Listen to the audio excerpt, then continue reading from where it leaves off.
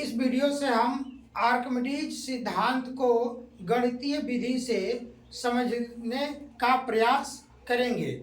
आइए समझते हैं कि गणितीय विधि से आर्किमिडीज के सिद्धांत को कैसे समझा जा सकता है। तो माना कि किसी वस्तु का वायु में द्रव्यमान नहीं, वायु में भार W1 तथा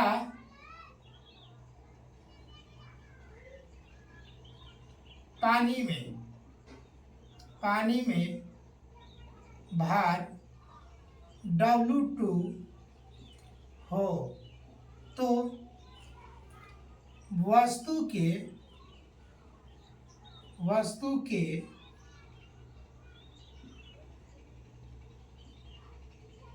भार में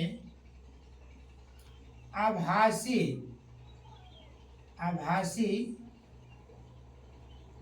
कमी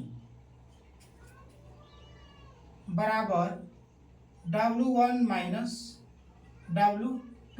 देखिए, जब किसी वस्तु को हम ऐसे वायु में रखेंगे तो उसका भार कुछ रहेगा, और जब उसको हम पानी में डालेंगे तो उसका भार में कुछ कमी हमको महसूस होगी। जो कमी क्या होगी, तो वस्तु का जब वायु में जो भार है वह भार और जल में जो भार हमें प्राप्त होगा उसका वह भार के अंतर को हम कहेंगे उसका वास्तविक भार से वस्तु के भार में आभासी कमी। तो अब हम यहाँ से देखते हैं कि यदि द्रव या वस्तु द्वारा हटाए गए द्रव का आयतन बराबर V तथा द्रव का घनत्व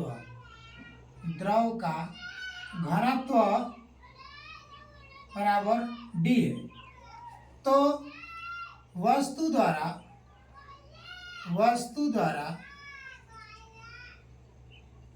हटाए गए द्रव का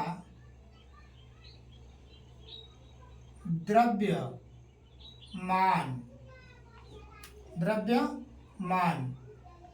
बराबर हो जाएगा VD। जैसे कैसे हम जानेंगे कि VD हो गया, तो देखिए आपका घनत्व बराबर होता है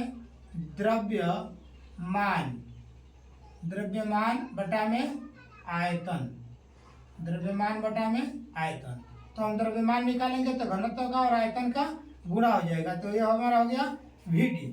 अब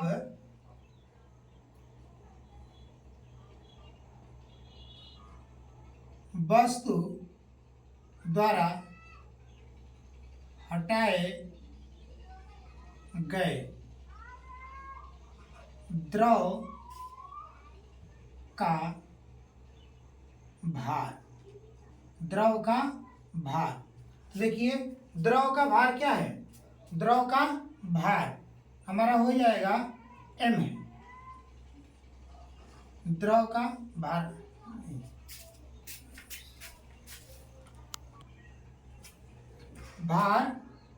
mg। देखिए यहाँ पे द्रव्यमान M लिख लीजिए।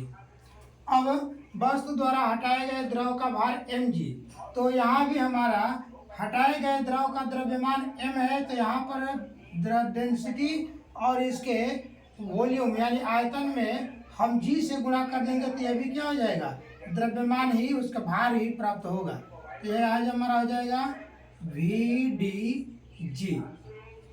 अब ये जो हमारा है वस्तु द्वारा हटाए गए द्रव का भार, वस्तु द्वारा हटाए गए द्रव के भार को हम क्या कहते हैं? तो वस्तु के भार में आभासी कमी, वस्तु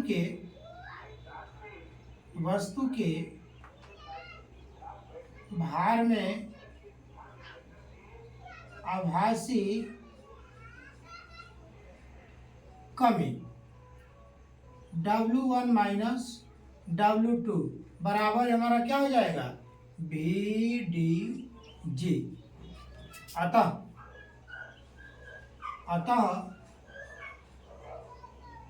वस्तु द्वारा हटाए गए